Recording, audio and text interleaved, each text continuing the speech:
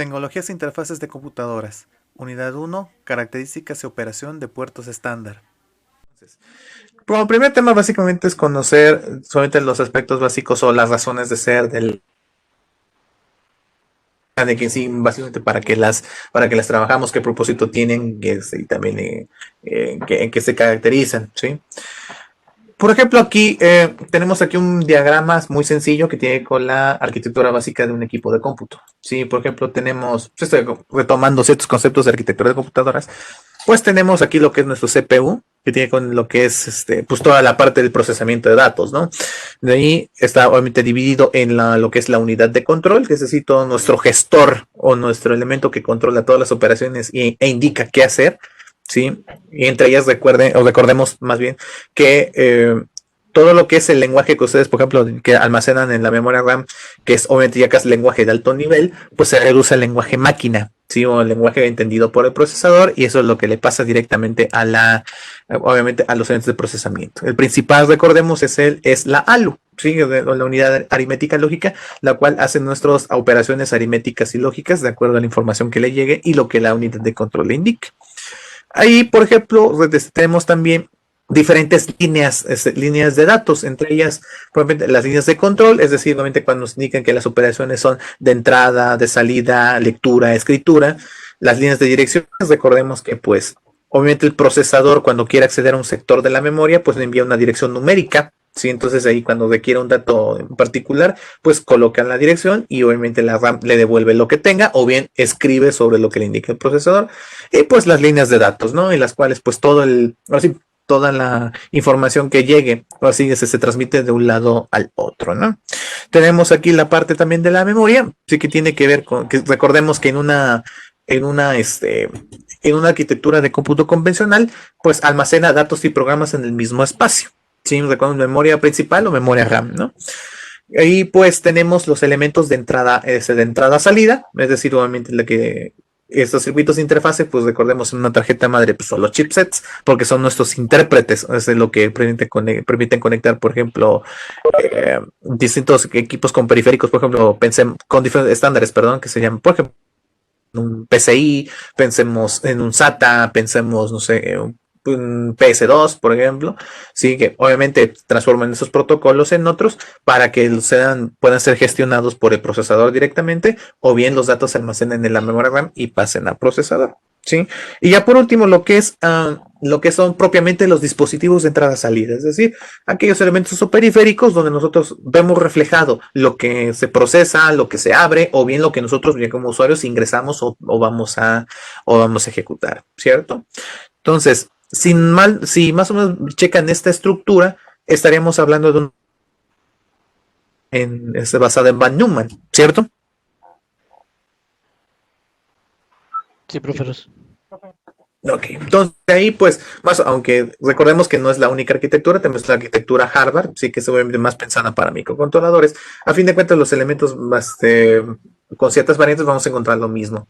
Entonces, en computación, bueno, ya, eso sí interesa cómo se hace la interacción de entrada-salida y todo lo demás.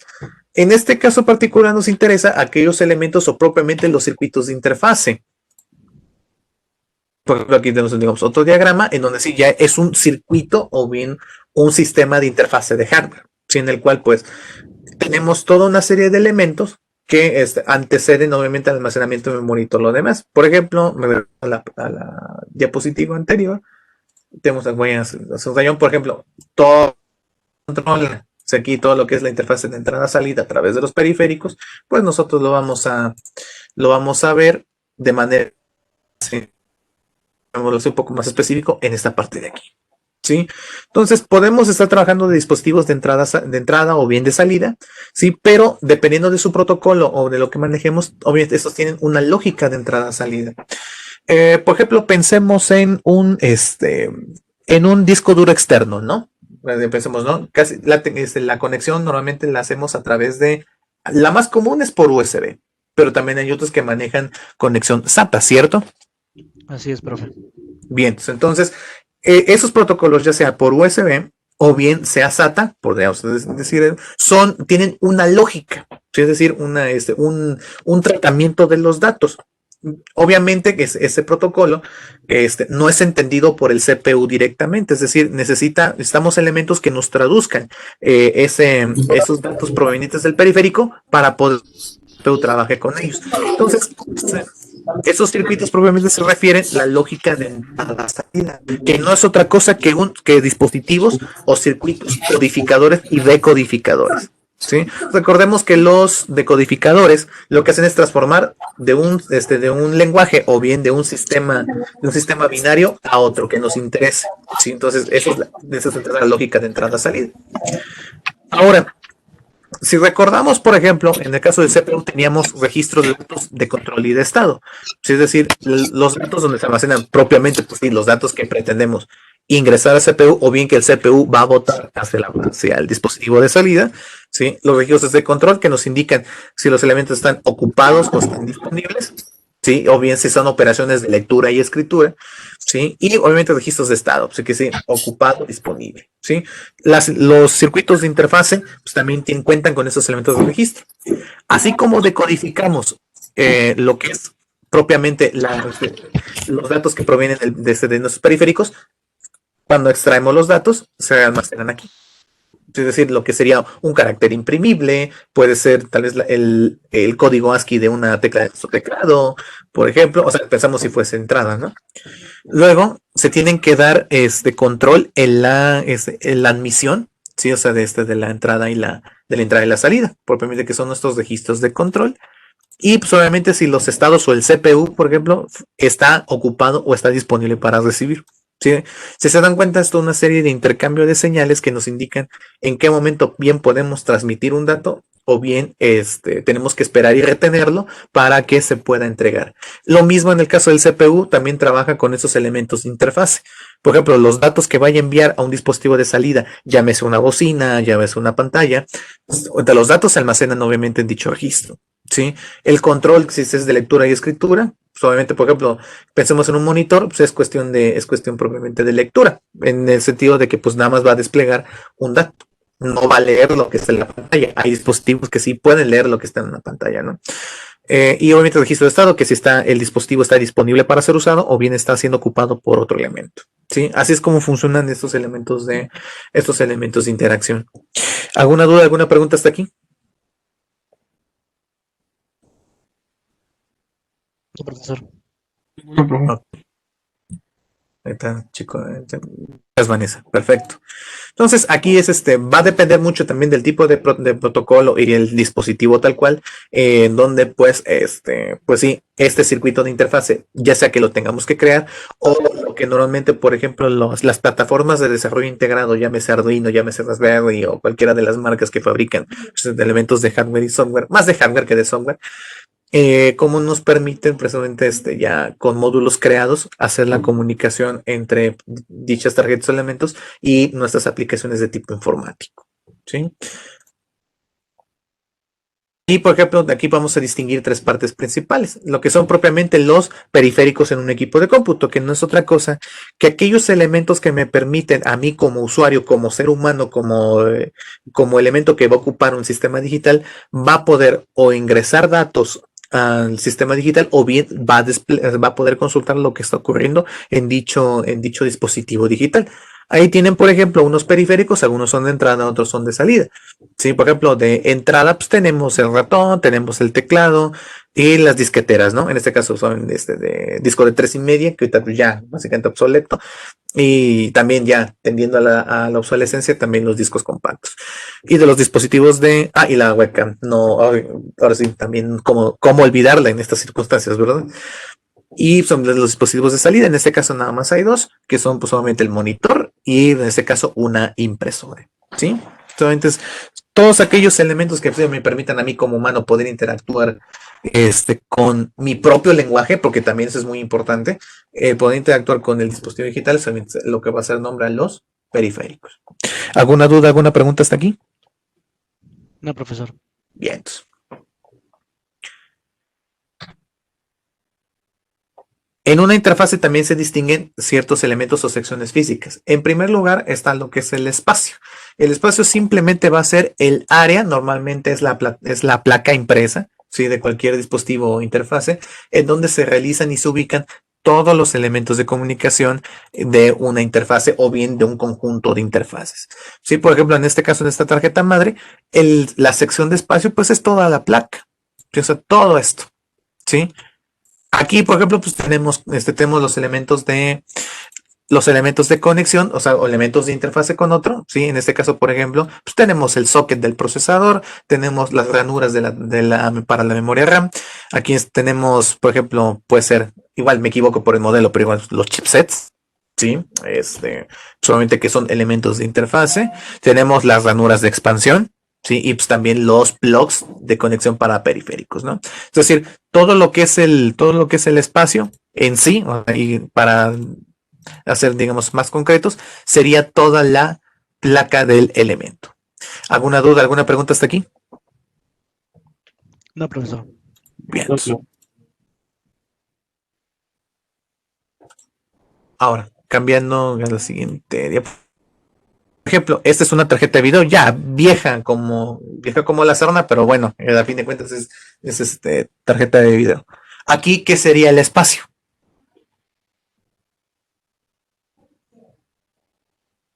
El espacio. Toda la tarjeta gráfica, la placa de la tarjeta. Exactamente, en sí la placa. Sí, sería toda la parte, bueno, sí, pues, bueno, aquí porque está en este cuadro, no está la parte verde. Ese sería todo el espacio. También podemos incluir el espacio, pues aquí en la placa metálica en donde en este caso a los conectores o a las salidas. También, pues sí, básicamente esa sería toda la parte del espacio en esta tarjeta de video en concreto. ¿Sí? Ahora, por ejemplo, una vieja confiable. ¿Cuál sería el espacio en un Arduino 1, por ejemplo?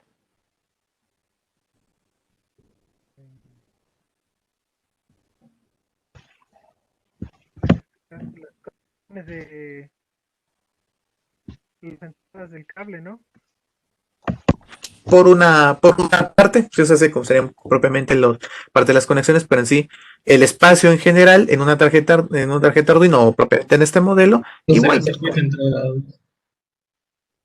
Ahí sí no, porque es un componente específico. Es todo el Arduino general. En general, de hecho, sí, sería propiamente la placa o la tarjeta de circuito impreso. Como señalaba Israel, pues sí, también las conexiones donde los cables, sí, es una parte de, ¿sí? Por ejemplo, aquí ya tenemos, pero sí, toda la placa de circuito impreso, es decir, donde nos permite la conexión del micro, los conectores, el puerto USB, el plug de energía, etcétera. Eso sería propiamente todo el espacio. ¿Ok? ¿Alguna pregunta? No, profe. Bien. Ahora sigue instrumentos. Los instrumentos son aquellas extensiones o aquellos conectores o aquellos elementos que me permiten a mí, por ejemplo, conectar algún periférico, ¿sí? O sea, algún medio en el cual yo pueda interactuar físicamente con el sistema, ¿sí? O sea, aquí, por ejemplo, serían todo aquel elemento o vía en la cual yo pueda conectar, pues, periféricos, ya sea de entrada o de salida, o con lo que pueda manipular. Volvemos en este caso otra vez a la tarjeta gráfica del ejemplo anterior, y en este caso ahora sí, la parte de los instrumentos serían propiamente los conectores, ¿sí? Aquí, por ejemplo, voy a rayar, aquí está, a ver, aquí, por ejemplo, los instrumentos en esta tarjeta de video, pues es este conector de super video, de super video, y obviamente el conector VGA. También cuenta como instrumento esta conexión, en este caso es PCI, ¿sí? Por formato es PCI Express, ¿sí? Entonces, esos serían nuestros instrumentos. En este caso, el DVI pues, nos permite conexión de conexiones de video digital, ¿sí? Obviamente hay 4 tipos, pero esa es una, por ejemplo, cuando apenas se estaban lanzando monitores de alta definición, ¿sí? De hecho, es como lo que le video analógico. Sí, este es un poquito más en equipos de producción, por ejemplo, de video o algo así. Y obviamente el VGA, pues obviamente fue durante mucho tiempo también este sistema de conexión. De hecho, hasta la fecha también nuestros super cañones ahí en las aulas, pues sí, solamente es un elemento de interfase en el cual yo conecto un cable y me permite botar la señal de nuestras computadoras a un proyector. ¿Sí? Y de hecho, ahí el conector, de hecho, no es PCI, es AGP, así de vieja de estar.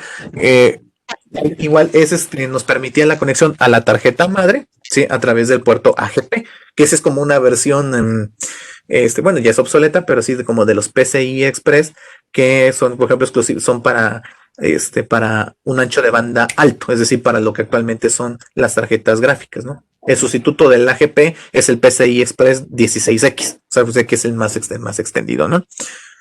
¿Alguna duda, alguna pregunta hasta aquí? No, profesor. Bueno, sí, recuerdo una vez que entramos a un cine y Ajá. la computadora del cine, el cañón de la computadora del cine iba conectada directamente a la de video, a la GP de video. Ah, ya. Sí, o sea, de que todavía tal vez en computadoras tal vez muy viejas, tal vez en alguna biblioteca por ahí empolvándose, ahora sí, en alguna institución educativa que tengan equipos muy viejos, todavía se pueden encontrar tarjetas madre con puerto AGP, pero al menos ya sería un tanto complicado, ¿no? Pero bueno, entonces, ¿alguna duda, alguna pregunta hasta aquí? No, profe. Entonces, ahora, los instrumentos, en este caso de un Arduino 1, pues lo tienen marcados ahí. En este caso, los instrumentos serían en cuanto a transmisión de datos, porque los de energía en este caso no cuentan. Sí, aquí sería propiamente el puerto USB, o sea, donde conectamos mediante cable a nuestra computadora para programar, o bien, por ejemplo, para dar energía a través de un power bank. Tenemos obviamente de nuestros elementos o elementos para conexión así con nuestros cables, como señalaba, por ejemplo, Israel. Y en este caso también los otros elementos de interfase, que es para conexión de tipo SPI, ¿no? O sea, todo lo que tenga que nos permita comunicar, cablear, desplegar elementos o componentes es lo que vamos a considerar como instrumentos. ¿Ok?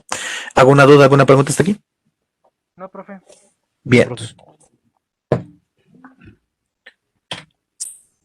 También es importante lo que es la superficie de una interfase.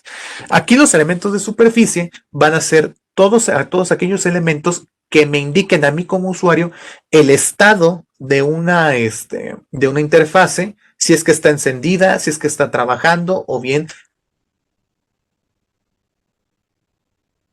valores, o que yo lo pueda apreciar ya sea de manera visual, de manera auditiva o ya pensando por ejemplo en los dispositivos móviles a través del tacto. Es decir, a través de cuando yo toque y se genere algún comportamiento, son elementos de superficie. ¿Sí? Por ejemplo, aquí tienen un conector de internet sencillo. ¿Sí? En este caso, ¿qué serían los elementos de superficie? LED de indicación. Los LED de indicación, efectivamente.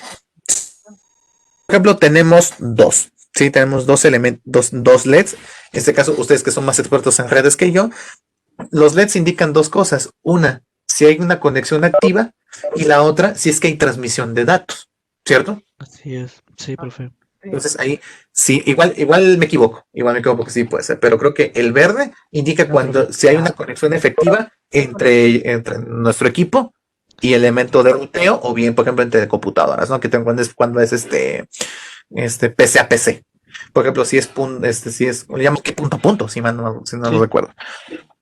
Sí, o bien, por ejemplo, si estamos conectados a nuestra computadora a través de un router, si el hecho de que haya, ahora sí, de la PC al codo, al concentrador, al switch, lo que quieran, si hay una conexión activa y el cable está funcionando, se va a encender el LED verde. Mientras que el otro LED nos indica si es que hay transmisión de datos, es decir, que si se está enviando, aunque sea un ping, ¿sí? Se están transmitiendo correctamente. ¿Sí? Eso a mí como usuario, es esa información que me indica, ¿sí? En la cual, pues, yo sé que el cable está transmitiendo de manera correcta. ¿Sí? Ahora, por ejemplo, esta es una superficie táctil. ¿Qué superficie nos podemos encontrar aquí?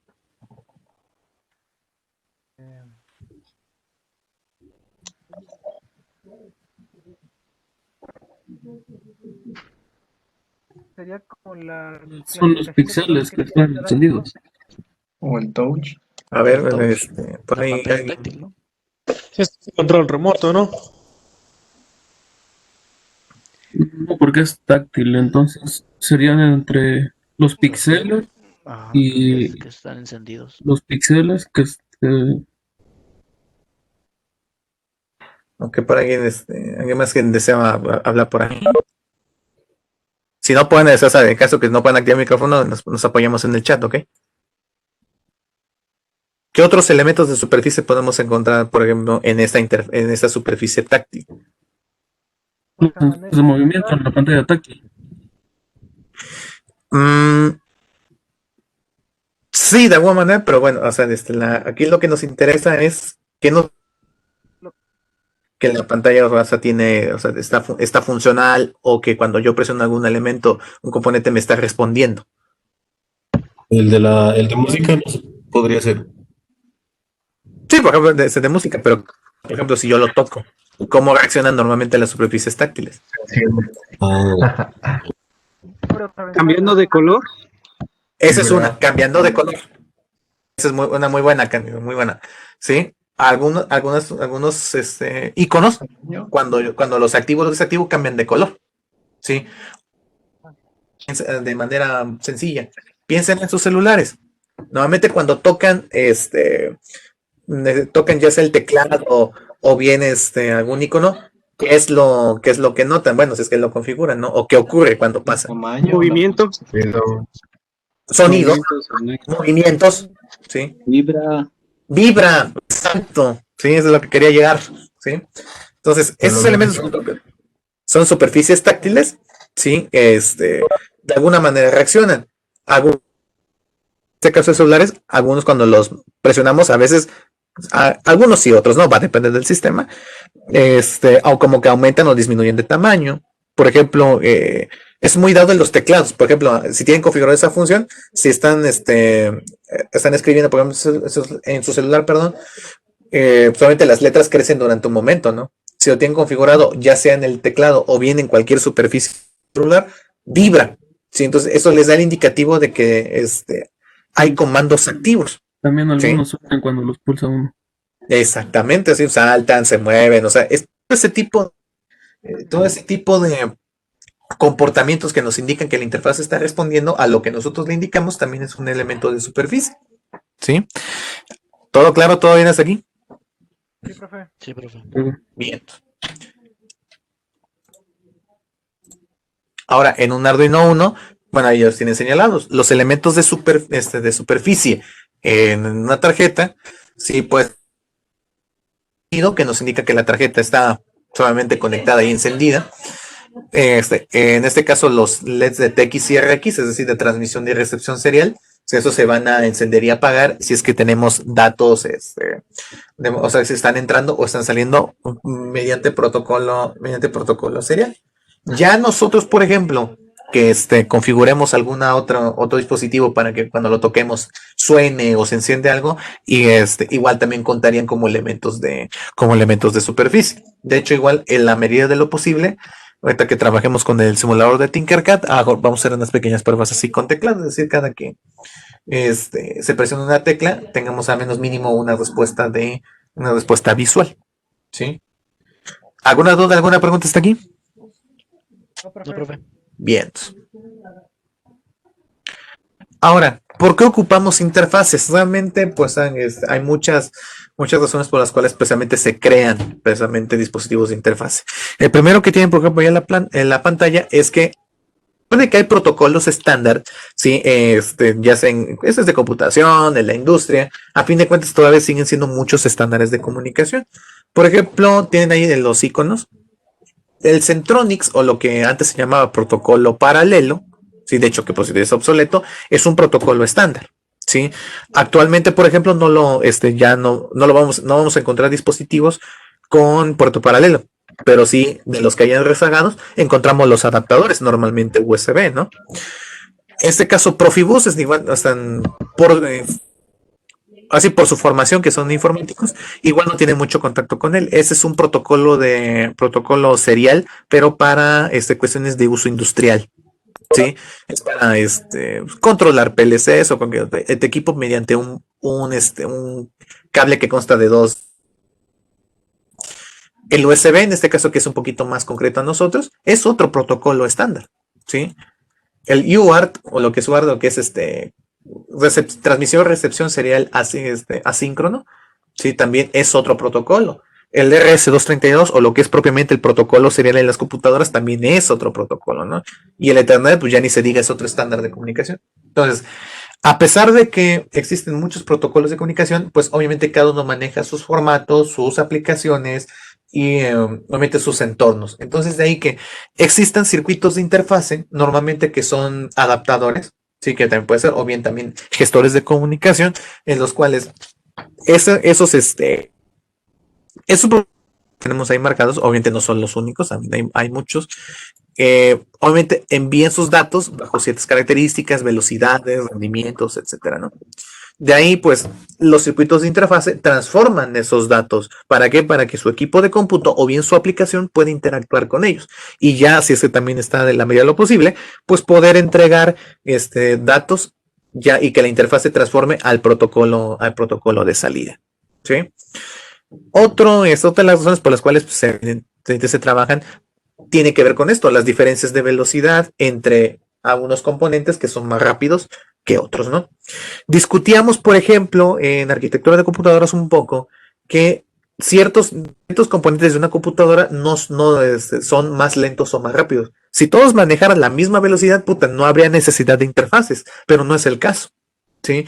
Normalmente el procesador es uno de los elementos más rápidos, mientras que la memoria en comparación pues sí es mucho más lenta, ¿sí? De ahí los PCI Express tienen otra velocidad que no se compara a la del CPU, ¿no? Entonces de ahí que los circuitos de interfase, además de decodificar los datos para ser entendibles por el CPU, también ajustan las velocidades. ¿Para qué? Para que haya un intercambio correcto. Porque si no hay sincronía, pues no se va a poder interpretar de manera correcta pues lo que se pretende enviar o lo que se pretende recibir.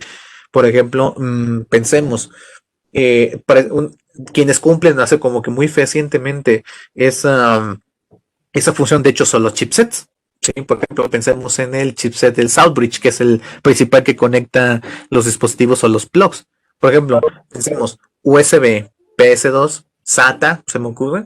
Sí, entonces, esos tienen velocidades diferentes. Entonces, el Southbridge los ajusta para que se ajusten a las velocidades del Northbridge. Y el Northbridge, ahora sí, o el puente norte, ¿sí? Ajusta también las velocidades o los multiplicadores para que los pueda entender la memoria y el CPU. Y al revés, si se encargan de ajustar las velocidades que provienen de dichos elementos CPU memoria para que sean entendibles por los protocolos más lentos.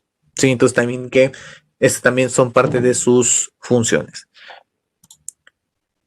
Y otra cosa también que tiene que ver sobre todo con cuestiones de electrónica. A pesar de que tengamos micros de alta gama y que solamente unos sean más potentes que otros, a fin de cuentas, en algún momento se nos van a acabar las entradas y las salidas. ¿Sí?